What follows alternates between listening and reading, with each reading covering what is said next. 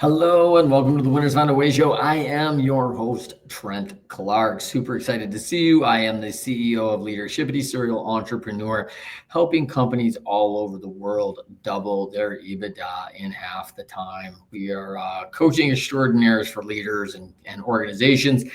And of course, I am an international speaker, having spoken 17 countries. I am an EO member and just wrote a book, Leading Winning Teams with Wiley Publishing. Super excited about that. Just launched the audio book just a couple weeks ago. So you're going to definitely want to check that out. And all sorts of mediums. You can get it in every medium you want now, which is awesome. And of course, most people know me because I spent over 13 years coaching in professional baseball, coaching in 3 World Series. But today on the Winners Find a Way show, I have got former NFL tight end Mitch Lyons of Lyons Wealth Management. What's up, buddy? Hey, how's it going, Trent? Thanks for having me.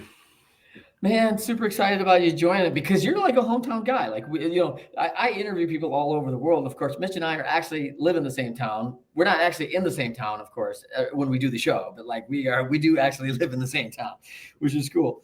But you're a Grand Rapids kid, man. Grew up, born and raised. Born and bred, yeah. Been here and actually lived here even while I was throughout my NFL career. I bought back here, I think, after my 3rd year, and then kind of did the back and forth thing as needed in the off seasons. So grow up in Grand Rapids, recruited Michigan State Spartan with George Perlis, drafted. By the way, also just, let's throw it in there, drafted ahead of Heisman Trophy winner that year, which is impressive. Most people don't know Gino Toretto's household name, but like, you were still drafted 6th. He did go to have a outstanding career like a lot of the Heisman Trophy guys, but nonetheless, I was the 151st pick, and Gino was drafted in the 7th round, a round after me. So there you go. That 75 cents will get you a cup of coffee almost anymore. Yeah, that's listen, there's been a couple good 6th-round picks out of the Michigan State, just so we know. Like, there's Mitch Lyons, there's Tom Brady. So, all the world champions, basically, 6th round is basically hot. Yeah, Brady, not Michigan State, but yeah, Michigan at least. But he probably had a little more success than I had. But to give him his proper props. But yeah, he did okay. Backup tight end, 7-time winning quarterback. Yeah, whatever. Now you got, married, 6 kids, blended family, man. You were a busy dude, man. And you got tons of gifts for the audience today, which is going to be super excited. So you're going to want to stay with us because Mitch is offering all sorts of cool stuff. And Mitch has been doing wealth management now and really like building winning retirements for people. And so, in our world, as business owners, organizational leaders, there's some benefits, right, to your retirement, especially when you get to control how wealth management is distributed, from how you do your 401ks to all different things that we do inside our organization. So we're going to get into that a little bit today. Now you've got a bunch of things. You've got a book, which is you offer free, by the way, called Retirement of Steel, right? Correct. Yeah, playing off my Steeler days a little bit, but yeah, wrote that. Love during that. COVID. How was my COVID activity? Yeah, the steel curtain of retirement. I like that. And then the Retirement Deception, which is a major motion picture. You did a documentary style, big cool stuff there as far as leaning into things a lot of people miss when they're not thinking holistically about retirement, which is very cool. You have a podcast, a Lion's Share. And then, of course, you're also hot on America's team right now with the Detroit Lions doing what do you call that? Lions. We do the Lions on Lions. So yeah, every Monday we do the Lions on Lions. Good. It's been a fun ride this season. It's looking like they're the favorite. A lot can change between now and the finish line, but right now they're looking pretty darn good.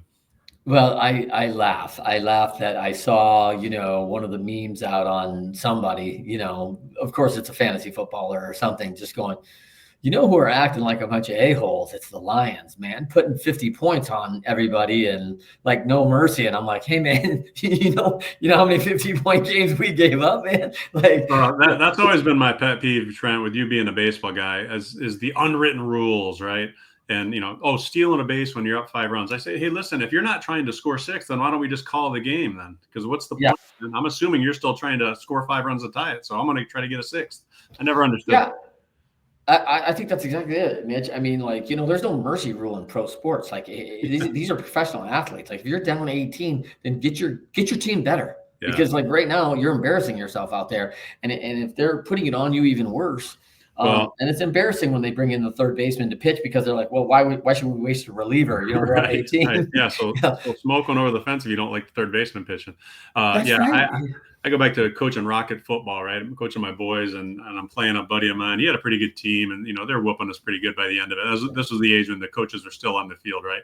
And he's down inside the 5, and there's a few, like 3 minutes left, and he starts taking a knee. I'm like, Jerry, come on, man. My kids aren't going to get any better doing this. You're not hurting my feelings. Run the dang play, right?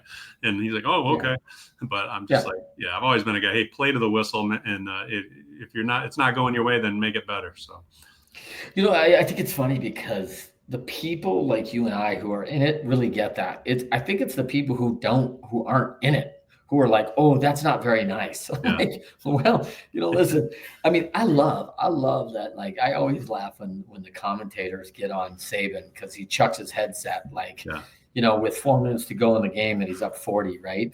And I'm like, hey, listen, man, like, this is how it goes. Like, when you're in it, he's got his third team out there. They're going to have to execute, because 3 of these kids are going to be playing 2 weeks from now against Auburn, and they're going to be the starter, and they can't get the cadence. They can't come out of the huddle and remember what we're going on, man. and he's like questioning his coaches. He's like, have you been at practice the last 8 weeks? I mean, he's freaking out because process is broke, right? And the commentators are like, man, he's up 40. What's he so mad about? Right.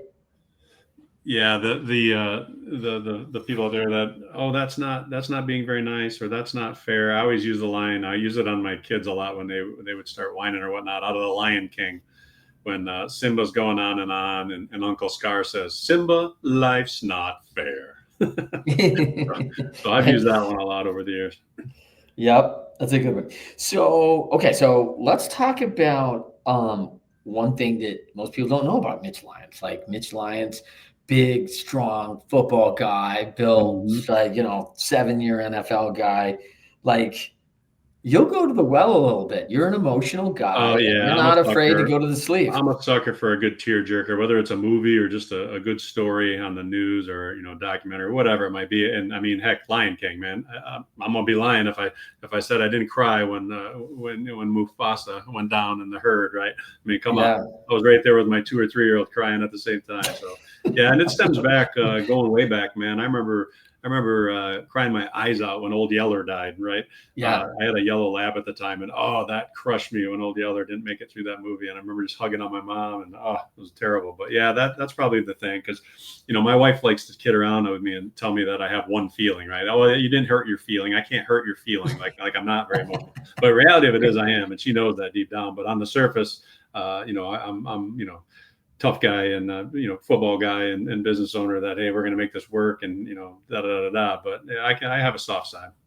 Yeah, for sure. I it's funny you mentioned Old Yeller. My go-to as a kid was like Where the Red Fern Grows, right? Like, I mean, and I was like, oh my gosh, man. Like, I remember reading the book like in 4th or 5th grade, just in tears at home, man, like hugging on my mom, like, old Dan, he can't die. Like, this can't happen. Yeah, so I'm unabashedly emotional, and I don't hide from it anymore. I get that from my dad. My dad was always he wasn't a guy that was necessarily effusive in his praise, but I always knew, because he'd get teary-eyed, right? If he was proud of you, or if he's proud of the grandkids and whatnot, he's teared up, and that's I get that from him, I'm sure. Yeah, let's dive into that a little bit. I mean, I lost my dad 6-7 years ago, and man, it's hard. And you lost both your parents in the same year. And for anyone who knows any of us Midwest boys and girls, man, family's a big deal. This is what we grew up with. The internal family is about everything, and our parents set modeling for us about who we're supposed to be, and They certainly set us about the standards about what is okay and what's not okay. And when it's not okay, they will let you know. They're pretty good about letting you know you were out of bounds, Trent, right? And I had many a whipping letting me know that, like, let me tell you what's not accepted at the Clark household, right? Yeah, there was no sitting in the corner when I was a kid, right? I mean, you knew immediately that you weren't supposed to do something. So it wasn't about, hey, let's take a timeout and count to 3 and all that stuff, So probably not politically correct anymore, but I feel like it worked overall.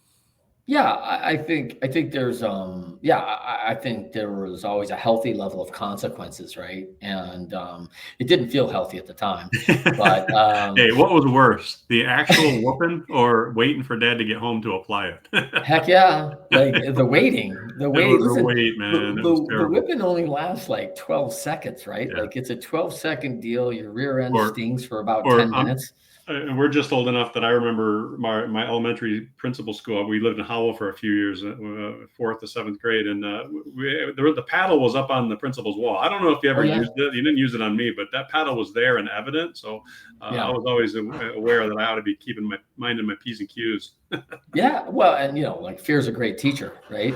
So same for me. We had a junior high teacher that huge guy, 6'3" man, when you're junior high, that's massive, right? 6'3", and he had the paddle with the holes in it, and I was like, oh man. And he ran a tight ship, man. Like, you do not mess. And of course, this is about the time where people were really going, I don't, that's not okay. Grabbing onto kids and blah, blah, blah. I mean, I grabbed his face mask. Yeah. I mean, and so then I think in 8th grade, I remember, maybe it was 7th grade, I remember that we had that get out of jail card. Like, your parents could sign a sheet that said there would be no corporal punishment at school, and if there was any issues, they would be dealt with at home.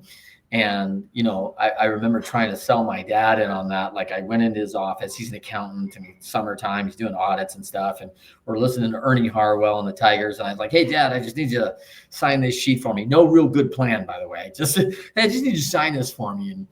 And he's like, yeah, well, what's it say? He doesn't even look up. He knows what it is. Like, and I'm like, it just says if there's any issues at school, like, you'll take care of it. And he's like, well, what kind of issues would you have? And I'm like, oh, I don't know, like, late for class or, jacking around in the halls. And he's like, well, why would I do that? Like, you shouldn't be doing that anyway. I'm like, well, and I'm like freaking out. I'm like, that guy over there, he's crazy. The principal, he's a nut job. Well, you used to say, like, the principal's a client of his, right? Like, he does his taxes, he does everything else. And I'm like, well, he knows exactly who he is. He's like, I love the discipline that guy provides, like the school, right? Right. So he's like, hey, listen, I tell you what, don't do those things you said, and you don't have a problem. Slides my piece of paper across, and I'm like, oh crap, man. Like, so then Mitch the next day says, here's your buddies jacking around, knocking around a candy machine or something. And I'm like, he turns the corner. I'm like, I'm out. I'm not hanging around with you morons, because I can't be guilt by association. You guys got all the get out of jail card, and I'm going to get all your whipping, Yeah. I had a, not parent related, but I had a situation my freshman year in high school. And like, I knew, like, if I was going to college, I had to get my scholarship, right? Because I didn't know anything about financial aid back in those days. All I knew is we didn't have a lot of money. And if I wanted to go to college, I was probably going to have to earn my way. And I got a little trouble my freshman year, going to a Sadie Hawkins dance with an older girl, and there was alcohol in the trunk that got searched, and yada yada. Long story short, I missed 4 games of basketball season my freshman year, which was embarrassing and earth-shattering to me. But it was the best thing that ever happened to me, because I knew that if it happened again, the school punishment was you had no sports for a year. And I knew that wasn't going to help me earn a scholarship. So needless to say, that kept me nice and pure the rest of my high school career. And but the little fear, I think that's healthy. Well, and I think that's a great example of, like, what do you take away? You take away a kid's opportunity. I know a lot of coaches, man. You want to create discipline? The kids who don't seem to get it and follow guidelines, let them sit and watch. Like, no athlete wants to sit and watch, especially during the game. Like, you could sit right by. I tell coaches, like, you see about Pop Warner, I tell them, like, hey, me and Coach Lyons, we got plenty of room on the sidelines. Like, you could stand right with us if you don't want to get in alignment. Like, I get it. We have plenty of room over here next to us. Like, you don't need to play. Like, I love the video clip of Bobby Knight talking about the best way to bring discipline to somebody, right? Set them on the bench. Butt sits on bench. Bench sends a message to butt, who sends a message to brain. Blah blah. If you've ever seen that clip, it's hilarious. But I have not seen that clip, yeah, but it it's sounds like talking dead about on, right? It's his dead point on. is there's no better way to get to an athlete than sit him on the bench where he can't play, right? If he's not playing the way you want him, just have him sit next to you. He'll figure it out real quick. I And love that. I don't think that happens enough in today's society. But No way. I was fortunate in that my high school coaches were good. Coach Perlis was very much discipline based, and you knew to toe the line. So for that, I'm thankful, and you certainly can see the difference in leadership. When I went to the pro level, maybe not the same level in Atlanta that I had at Michigan State. But then getting to the Steelers with Coach Cower, had that ramped up again and had a healthy dose of respect for the coach. So yeah, it well, varies. and different styles, right? Different styles of how you're going to do it and how you're going to lead, and I certainly have probably styles that I think are more valued. I think accountability is a big deal, right? I Mm-hmm. think that is really important. Like I think everybody's got to know their role, and they got to be doing that role to the best of their ability. And if we're not charging them and holding them accountable to that, that's a pretty challenging thing to get everybody moving in the same direction and accomplishing as a team what we're going to accomplish together. It's always bad when one area just doesn't seem to get going and get going in the right direction and get it done. Right. So let's talk a little bit about you get it after football. You get into wealth management. You've been doing this now. The retirement of steel. You write this book. What's your passion for this, Mitch? Yeah, initially coming out of football, I didn't have a concrete plan. I had some rental properties in back in Grand Rapids area. I quickly ascertained I didn't want to be a landlord the rest of my life, so I kind of got out of that and jumped into the retirement planning space through some guys that I knew with Michigan State, and did the corporate thing for a number of years with a large national firm. And then from there, kind of went the independent route, not being captive with one company. But that kind of worked its way over time. And really, the reason I was initially attracted to it was I'm competitive. I want to help people. I want to help them win, so to speak, when it comes to retirement. I wanted to have flexibility in schedule as far as not just having to punch a clock 9 to 5. I wanted to be able to, take some time off to go watch a kid's game or whatnot. And this business has always allowed me to do that, to kind of build my schedule around that. But really, the passion is just to help folks, right? Try to help them live a life that they've dreamt of. They've worked, 30, 40 years their whole life to get to retirement. And the last thing I want them doing is, not enjoying it or living it stressfully as they go through retirement. I came from a home where we did have some financial difficulties growing up, and I knew that I didn't want to have those issues as I got older. And I'm trying to, educate people and help them along the way and coach them, so to speak, financially to help them reach their goals. Love it. I love it. So we call the show "Winners Find a Way." I love the quote, Mitch. Winners, when shown data that they are losing, find a way to win. Why don't you walk us through a time where, obviously we have sports, we have all sorts of overcomer stories from that, right? But how about a time in your post-sports life where you're like, hey man, this is not going the right direction. All metrics point to us losing here. Something's got to give. We're going to have to make an adjustment. Walk us through something here. Yeah, I think most recently it was probably about 2018. I had been partnered with another gentleman, and we kind of came to an abrupt end. Kind of a bit of a surprise. And at that point, it kind of turned my world upside down. I'm like, oh, all right, well, okay. I got to come up with a different plan here than what we've been, doing the last 7 years, which was working pretty well. And but all of a sudden it ceased to exist. So that's really where I had the opportunity. It turned into a great opportunity, as they often do when you come through life's adversities, right? You don't know it at the time, you don't see it at the time, but it really was the best blessing that ever happened to me. It's really where Mitch Lyons Wealth was born. Started really saying, okay, I need to kind of redefine what I'm doing going forward. It's just going to be me. I'm no longer partnered.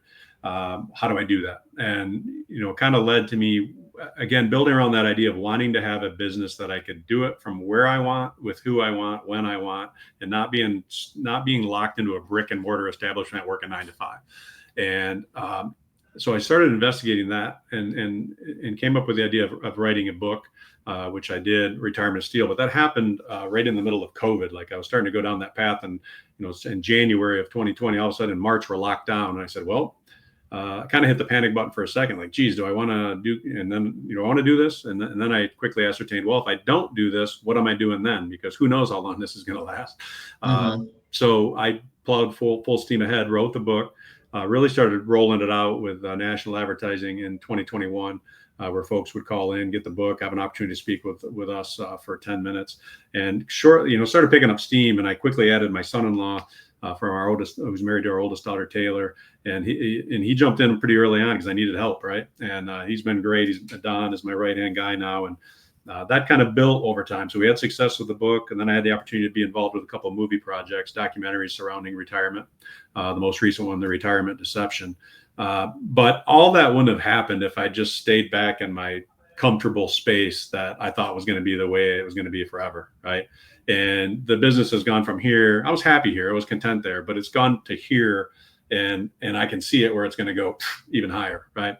And that's exciting. It kind of invigorated me. And now I've been able to include 5 of my 6 kids are now working for me in one way or shape or form. My youngest daughter is still in school at Ferris State, but actually we just signed an NIL deal with Ferris State women's basketball. So the only one of its kind in the country that we know of for Division II women's basketball. So she's sort of working for me. They're doing some digital content. She's on the payroll. That's nice. They're doing the Days of Our Dogs episode every week they come out with, and they're having some fun with that. So it's been fun. But yeah, that would have never happened with going through the adversity of all of a sudden, boom, we're breaking this partnership up. But I didn't know what I didn't know. And I think that's the thing people can take from that is, hey, when the crisis happens, it might be God's way of saying, hey, this is not the path I want you on. And, and that's certainly been the case for me. And I'm excited and I'm glad it happened now and excited at the prospects going forward. Yeah, I love the NIL deal I heard about with Ferris State. One, for people who don't know, Ferris State University is about an hour north of Grand Rapids. A heavily and dutiful sports school, having competed a number of years for the national championship. I think winning a national championship in football. Back to back. Yep. And then, their hockey team has won the Division I national championship, I think a couple times now. They're incredibly competitive. And it's just a cool little campus up in they really are. They've got a great program, and their volleyball team's undefeated, just won their conference title and hasn't lost a match all year. So they're excited for that. It was a great weekend. I think they went 5-0 with football, women's basketball, men's basketball, volleyball, and hockey. So they all won this weekend.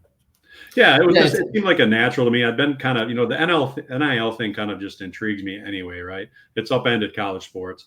And I've had an interest in it anyway. And with Grace going to Ferris, I said, you know what, I'll tip the toes in at the Division II level because, number one, I love women's basketball. I've watched it, coached it for years. The whole Trent Clark effect, I think America. Sure. Hey, it's entertaining, right? Yeah. I most of the time I'd prefer to watch a women's game over a men's game at this point, just because I think it's just more fundamentally sound. And, the game has been raised to such a high level.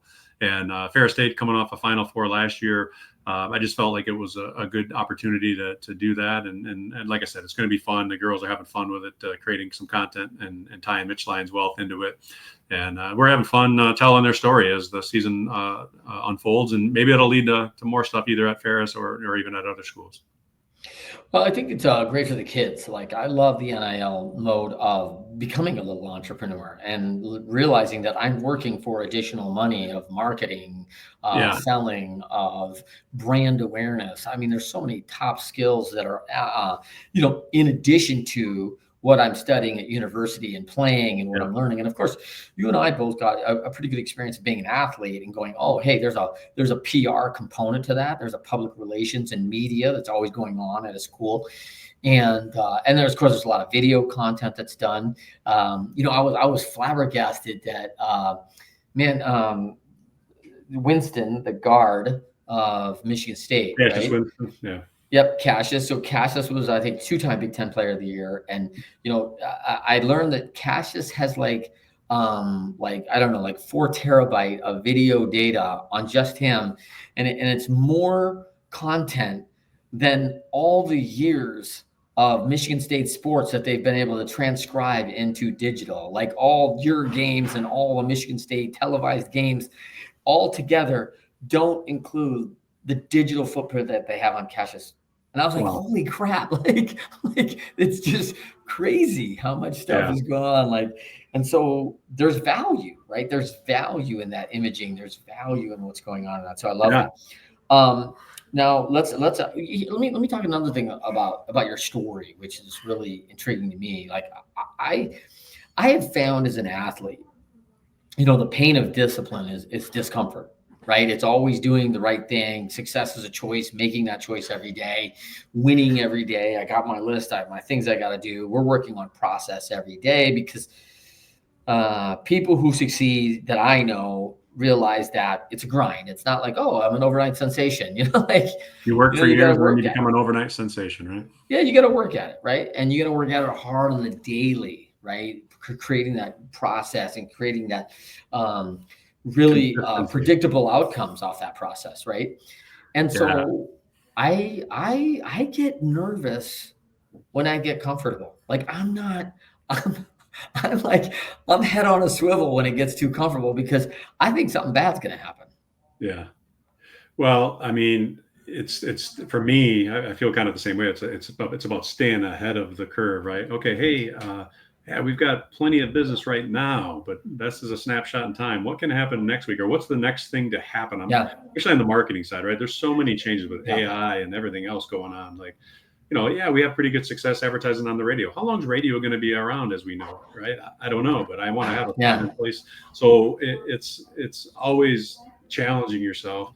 But when you come to that daily grind, I mean, it's being consistent with it, right? I always talk to my either kids I coach or people working for me now. It's like, hey, don't worry about the results. Worry about the yeah, process, right? Focus on yeah, the process. The results will take care of themselves. You could do everything right in the process and still lose. I can't guarantee you a win, but I can guarantee you that if you stick to the process and are consistent with it, you'll win more than you lose, more than likely. So yeah. let's play the odds to our favor and just be consistent day in, day out, and and again, falling in love with the grind, and embracing it and knowing, hey, it's not perfect. But every imperfection is a chance to, it's like Edison, say, hey, I didn't fail 1,000 times trying to make a light bulb. I found 1,000 ways that it doesn't work, right? Or not Yeah. to make a light bulb. So got to have that same mentality. Yeah, for sure. Love that. And so was Coach Saban at all at Michigan State as the No, we defensive we back? I know he got coached for Coach Perlis. Yeah, so he left the year I was recruited because he took his job with Houston Oilers, I think, for the DB coach coming off the Rose Okay. Bowl year, and then he came back 2 years after I left. George coached 2 more years after I left. Yeah.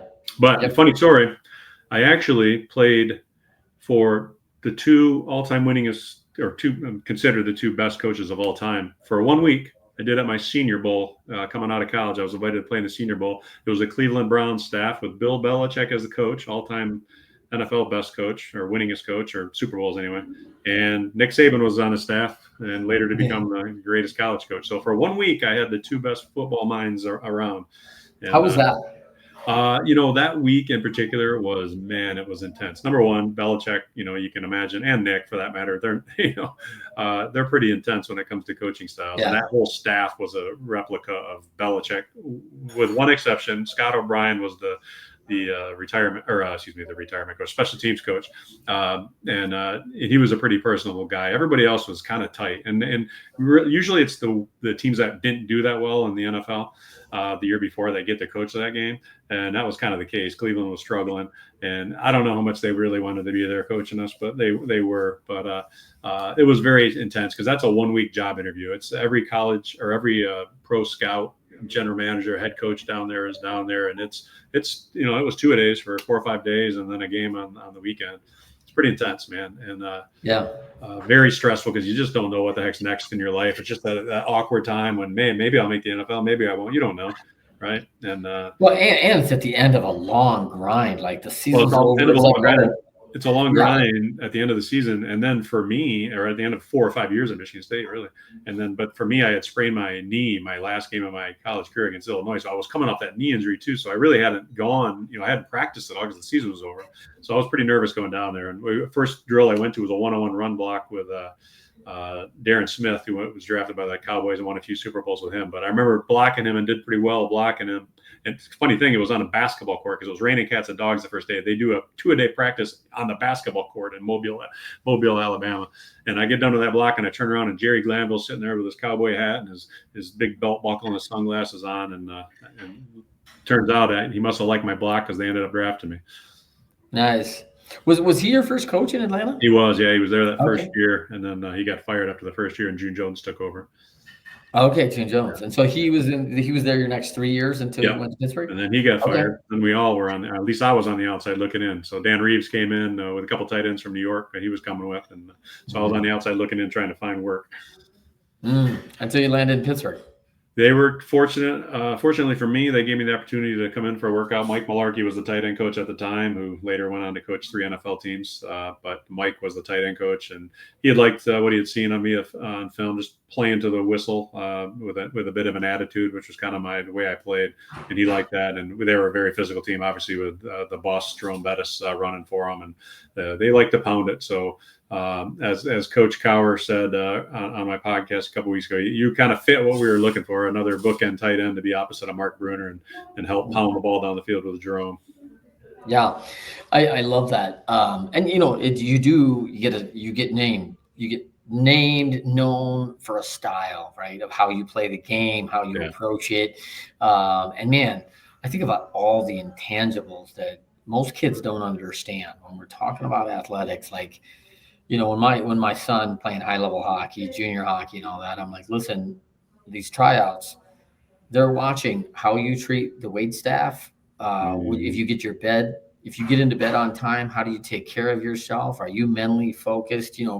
Famous Nick Saban, man, going to the stretch, practice, get your mind right. He's just telling everybody, get your mind right. It's practice time. You better be ready to go because I need everybody's focus. And, very similar to like a wooden, this is the shittiest 2 hours you're going to have. And I'm not in your mind. And then go do your thing. You're a student again, and man, as I go through it, I'm like, listen, I didn't mention stick handling, shooting, skate. Everybody can do that at this level. Like everybody's got the skills. The things that are going to make the difference. I think there's a lot to what you're saying. And the other thing I would say to the parents out there that are, pouring all this money in for their kids in junior sports and whatnot, all that is great. And yes, if they really love it, that will help them get to the next level. But man, you got to have that want to. You want to get out of bed and you want to grind and you need to want it, right? More than the next. I don't care how many camps you're going to or what kind of equipment you have. You got to have that dog in you that wants to do the work, right? And I see a lot of parents that want their kid to do the work, but I coached enough in travel basketball to see it where, either the kid doesn't want it enough or the parents actually hurting the kid because those coaches are watching how the parents reacting to the coach and the refs every call. Right. And, I know for me, if I were coaching, I would be weeding kids out based on the parents' behavior because it's usually a pretty good indication of what you're going to get with a kid. That's good. So let's talk about the Lyons share for a minute. And then we'll come back to your site and all the tools on there.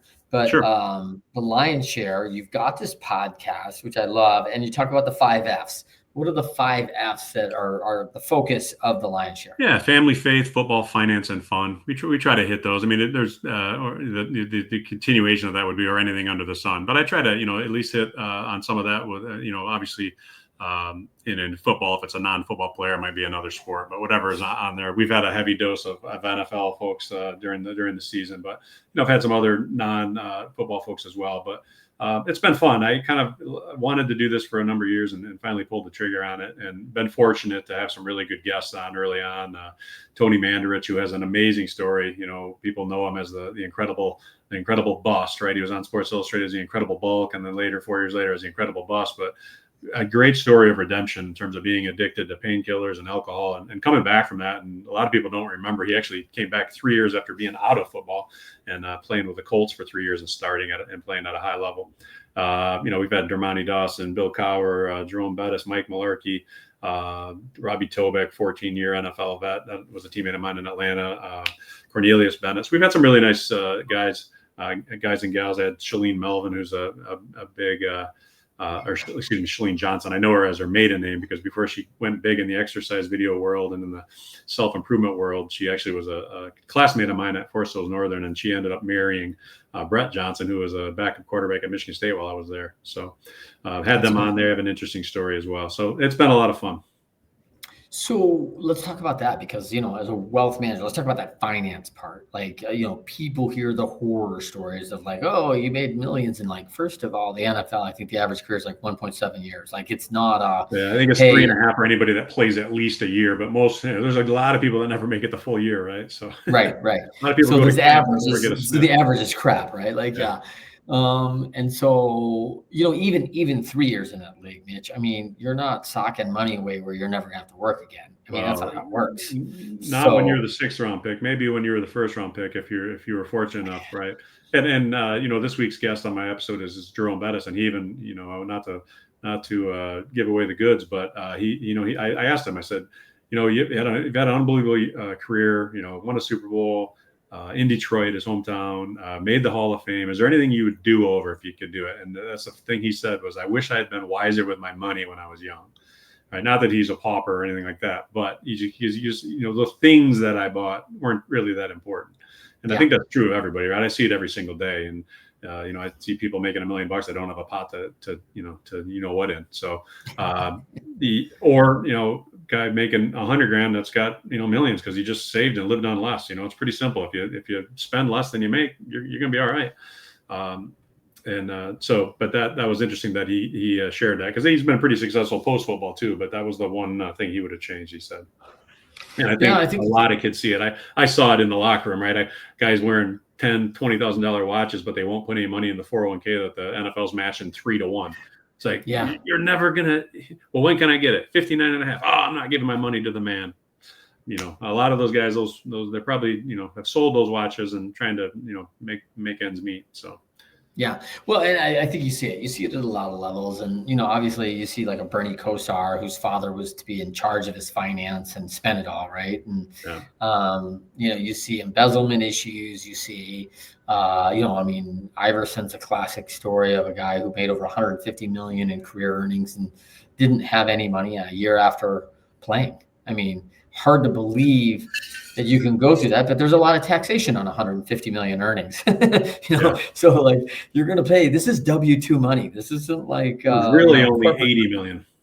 Yeah, it's really only 80. That's right. Well, I recall having a conversation with one of our players who was making about $4 million. He was like, "Hey, listen, I think I've done." He knew I owned some businesses, right? And at the time I was in Arizona, I owned 1-800-GOT-JUNK, so I owned all the franchises in the Phoenix area. And he's like, "Hey man, I think I'm doing pretty good. I got a $4 million contract and I only spent $3 million this year." And I'm like, "Well, wait a minute. When you say you spent $3 million, like walk me through the $3 million spend." And it's like, house, cars. Did you pay your taxes? Did you pay your agent? Like, wait a minute, man. Like, and so you realize, like, man, you were in the red in a hurry, man. Yeah. Like. Yeah, it's unfortunate, and I think, and I remember even in the NFL, and this was 25 years ago or longer. They were having offering seminars and whatnot, trying to help guys, right? But there's a lot of people in guys' years, and they're 20 something, and they're just they continue to see it, right? Guys making bad choices, but not everybody. But it's definitely something that it's just sad to see because they have a lot of money coming at them quickly. And it's not going to last forever, man. And you are one injury away from having it all be done. I tell kids that I say, listen, I played 7 years in the NFL, which is twice that 3.5-year average I mentioned. Yeah. And I was still retired at 29 with hopefully a lot more life after football than I ever had in it. Right. And so perspective is a great thing. And when I talk to, young athletes that are, prospective professional athletes, I just try to stress that to them. And I hope it gets through, but it doesn't always. Well, I love the fact that in baseball, we had these fabulous athletes, right? They were many, many great football players because they chose it. For one, no one busted them in the mouth, right? Two, it was guaranteed contracts, right? So, Yeah. I love these guys' level of athleticism. And it was odd when I saw the Rodney Pete, John Elway guys who were pretty good ball players, but went like, hey, football's my sport. This is where I should be. And I'm like, are you sure? Like, because in baseball, that injury, while it may end it, you do finalize that contract, right? And Yeah. so in the NFL, that's not so. Is that accurate, Mitch? Yeah, yeah, it's you're guaranteed whatever you sign for, and Yeah. if you make the team, you get that year's salary guaranteed. But you got 3 more years in your contract, and you blow a knee out, they're not betrothed to you. Yep. Unfortunately, Yep. you're betrothed to them, but they can let you go. Yeah. So that's a different thing that most people don't always get. So let's dive into a little bit of our home cooking here a little bit, Mitch, which is the Detroit Lions are America's team right now. I They really mean, are. it's a really rags to riches kind of deal. We've obviously suffered at the back of the bus for a long time here in Michigan fans, right? Just being like, fortunately we have good college teams because there hasn't been a lot to watch on Sundays here at the program in the state, right? But Well, yeah, I a lot mean, of support, a lot of support. People still buy Honolulu blue shirts, yeah, they still buy hats, and now it's pretty exciting to know that on Sunday not only are they going to be competitive, but likely win. It's exciting. I grew up in the Barry Sanders era, right? Billy Sims, Barry Sanders, and I wish Barry Sanders would have got there when I was still playing because man, I learned so much as a guy carrying the ball from him, like going how many shots I took going, this guy never gets hit squared up because all of our, you remember this era, right, Mitch, where it's like fight for the extra 2 yards. yeah, And so pound them. you got two guys dragging on you and you're carrying them. And here comes a linebacker that's 225 pounds with 30-yard head of steam. And you're And you're just basically teeing still, yourself up. and you are literally on a tee for this guy. Yeah, And they're like going, Mitch, way to get that extra half yard. I mean, I know you're looking out of your ear hole, but like, that's okay because you're a tough guy. And I'm thinking, this yeah, is stupid, man. This yeah. is dumb. No, And the I Lions. don't look like you, Mitch. Like I'm Yeah. I'm It's 5'6", it's not a real smart 170, right? game. I tell people that. I say, listen, it's not the smartest game in the world if you really think about it. I mean, you're Oh out there just yeah, subjecting yourself. People ask, do I miss it? I say, I miss Sundays. I don't miss Mondays, right? When you'd wake up all sore, yeah, the plantar fasciitis that would set in every year about 4 weeks in that I'd deal with the rest of the season, or the Achilles tendonitis, and then a couple knees injured along the way. So, but yeah, the Lions are an incredible story, and it's just from a lot of angles too. I think just the culture shift that's occurred there in less than 4 seasons from when Dan Campbell and Brad Holmes took over as GM. yeah. I mean, it's incredible, and to your point, it's exciting to get up and know you've got a team that's probably going to win, but more importantly, expects to win no matter what the circumstances are. And go no further than 2 weeks ago, you couldn't have the offense playing any worse than they were in terms of Oh production. yeah, 5 picks, yeah, not that they were all Goff's, not all his fault, but 5 interceptions. And yet I still was saying to my wife, we were watching down to Missouri because the Ferris team was down there that weekend. And I said, the craziest is we're still not out of it. All we got to do is score. We score one more and we're right back in it. And they yeah. plan it. And to that same tune, I was saying all this last week, I'm not concerned with them looking past the Jaguars one bit because they're not happy with their performance last week, and I knew they were going to be dialed in. I should have bet the farm on it if I was a betting man because clearly they came out all guns blazing. But Yeah. what a offense they have, and the defense just seems to be getting better and better as well, even without Hutch. And now they've got Anzalone with a broken forearm; he's going to be out a while. It just seems like the next guy just keeps stepping up, right? And Well, it's and I think crazy. that's part of the Fun to watch. culture, right? That's part of the culture that you're seeing is like, hey, you're playing for playing time. I mean, like, and these guys are here now, but that doesn't mean they're going to be there next Sunday. It's it's any given Sunday, and the reference Mitch makes there is the Lions and Houston Texans game where I thought Houston Texans came with a great game plan, really executed it really well, really had the Lions not looking their best for the season for sure, and position themselves in a good enough spot to win, which is formidable given where their record's at, a young team against a pretty dominant Lions team at this point. And like, hey, like the show, right? Winners find a way. The Lions kept pressing away, and they're like, hey, the metrics were not there that they were not winning, right? Five Yeah. picks, you're Well, I mean, down they're down 15 15 run points. points. It's not too often you're down 15 and come back and win in the NFL, but No, on the road, not playing their best ball, they find a way. But the crazy thing and the exciting thing about the Lions is they are probably, in my opinion, the best team in the NFL right now, and they're young. They're not a very old team. I mean, you look at that yeah. defense.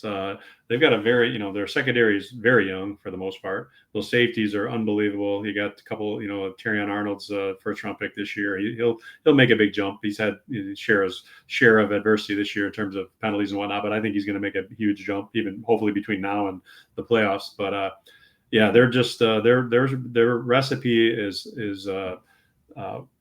culture shift, playing hard. Campbell keeps talking about grit. They've got that grittiness factor, which just embodies them to the city and the state even more so, right? Because that's what Michigan's all about. And it's been fun to watch. And yeah, I do a little series on the Lions Share every Monday, Lions on Lions, just give my little 5-6 minute clip on my thoughts on the previous game. So Yeah. Well, that means you got to watch for work. So when your wife's like, "Hey, do you need to see the game you played?" Like, you don't need to see the game, honey. Let's go to a farm market. Like, I got to take care of the show. I gotta get my data. No, my wife's all in. She wants to watch them too, and my daughter wouldn't let us do that. My youngest, she's all in. She loves Dan Campbell, loves the Lions. So she doesn't know a lot of the whole history, right? She's young enough that she's seeing the good years. Well, it's funny, first of all, I haven't met a non-Dan Campbell proponent yet. Like, have you heard anyone go like, it's Dan Campbell? Well, besides Chris Christie, who thinks he's a jerk for running up the score, but to our point, hey, figure it out how to stop us. Yeah, right. So, yeah. By the way, the thing about it is, sorry, but the thing about it is with Dan Campbell that I think endears himself to people and why he's a great leader and what all of us as leaders of organizations can take from it is he's genuine, he's authentic, and he wears his emotions on his sleeve. He doesn't, and he just says, he goes, and there was a clip a couple weeks ago, Fox did an interview of him, and they were saying, Jared Goff says you're the greatest leader he's ever played for. And he got teary-eyed thinking about it. He said, well, that means a lot because I don't want to let those guys down, right? He doesn't want to let them down, and they know that, right? Yeah. They know he genuinely doesn't want to let them down. If you remember in Hard Knocks, he kind of said the same thing. I know it's tough out here, but I'm doing it for you, right? And they know it. They bought it. It gives me goosebumps even talking about it. He's got me fired up just talking about it. But they don't want to let him down either, and that's the difference.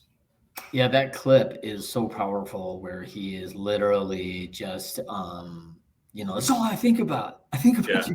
You gotta believe in me. You gotta trust me. Like, he's like pleading with them. Like, listen. They were coming off the year before where they actually, had a decent finish to the season before, and then that Netflix, I think, really, I think it gave an inside look at Dan Campbell and the organization as a whole. And I think that's where, at least for me, that's where I said, okay, now I got a better understanding of what's going on in there.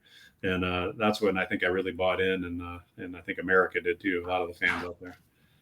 Yeah, when you talk about in our era, because Mitch, you and I are the same age. Young guys. I know, that's crazy. Growing up, when we were 10, 12 years old, it was Staubach Bradshaw. It was Cowboys and Steelers. It was America's team. Well, it was all through the 70s, right? I wasn't a Lions fan. I don't remember watching a Lions game because there was nothing to watch for. And you globbed onto either the Cowboys, the Steelers, or some people might jump on the Raiders because they were decent back then. Super Bowls. Yeah. But I was a Steelers guy. During the 70s, and those teams, which made it so cool. And then I played for George Perlis, who was a coach on all those teams. And, I'd hear all the Steelers stories from George, and then to come full circle and end up playing for the Steelers with guys that were still coaching there from when George was there. Crazy. But Dick Holt was a running back with the Steelers. He was a running back coach with the Steelers back when George was there in the 70s and was still there coaching Jerome when I was there. And he would tell George stories. But it was pretty cool being able to kind of complete that circle, and just from my kid roots of rooting for him to George and then being able to play for him.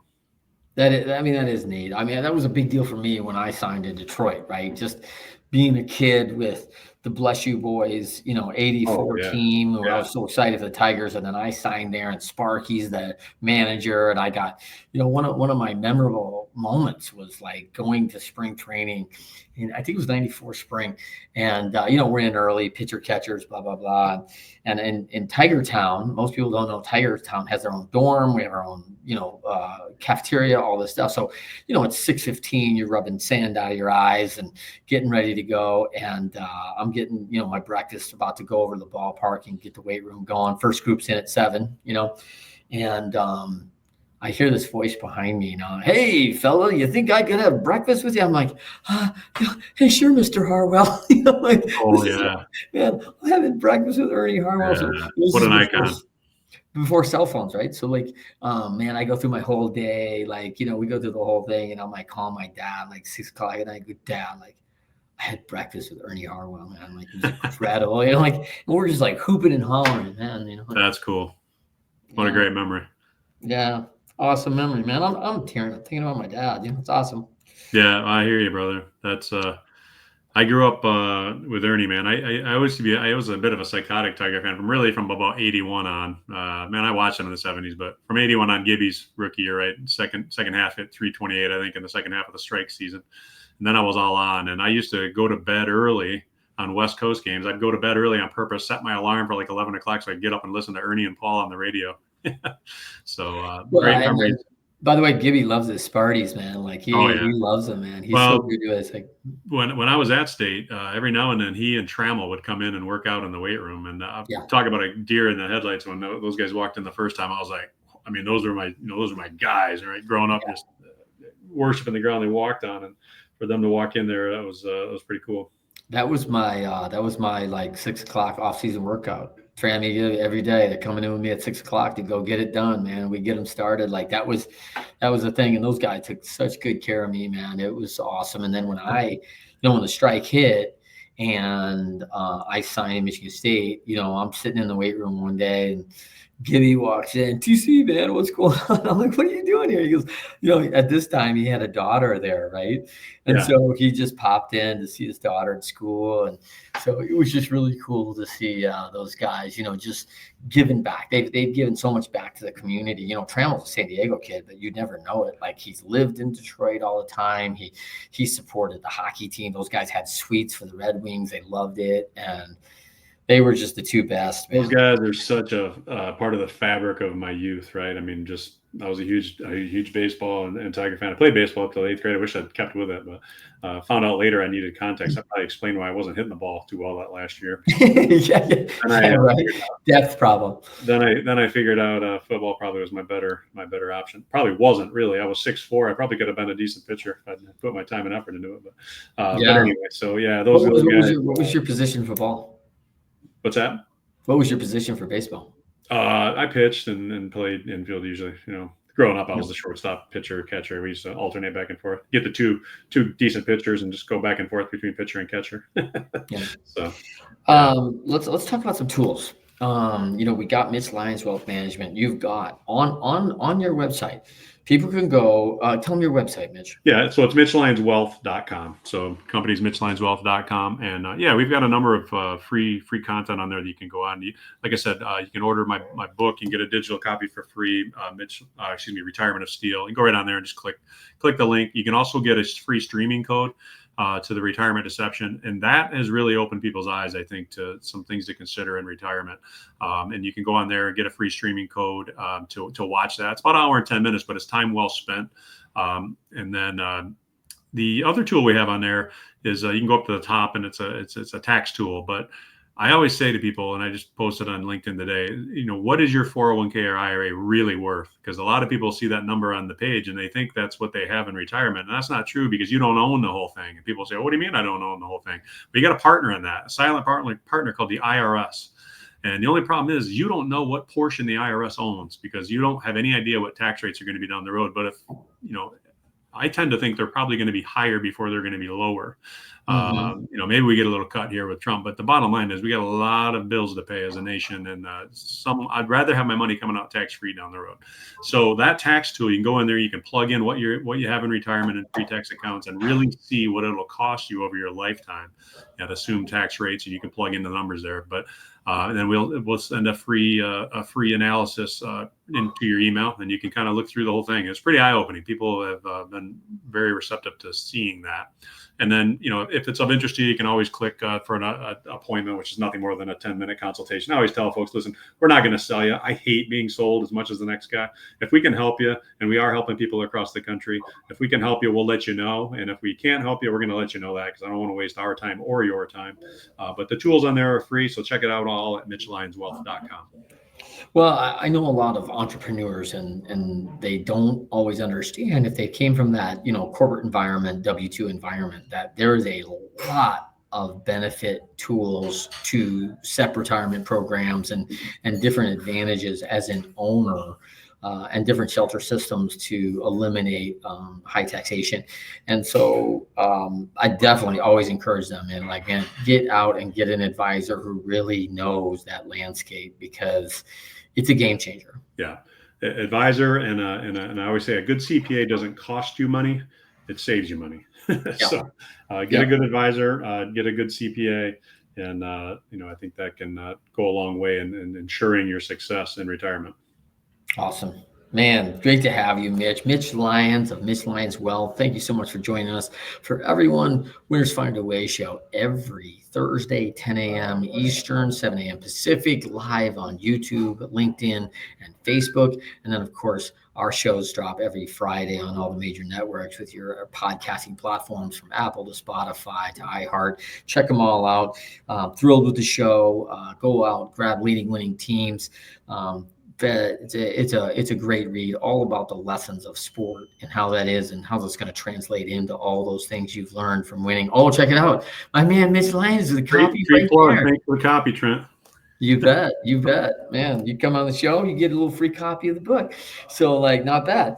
So, and MitchLyonsWealth.com, where you can pick up the Retirement of Steel book, get your code for the Retirement Deception movie, and of course, jump on that tax tool. Find out. I think the biggest thing with people on finance, are a little intimidated by it, but listen, knowledge is power. Get with the right people, get with the right advisors, because the knowledge will set you free. So, for everybody else, thank you for joining us. Mitch Lyons, thank you for joining us, my man. Always good to have you, buddy. It's great to be with you. And just so those folks, if they are going to my website, it's Lyons, not like Mitch Lyons, like Detroit Lions. Although, if they win the Super Bowl, I'm thinking about changing the spelling. So, Mitch. There you go. Nice. I love it. All right, everybody else, we'll see you next time on the Winners Find a Way show.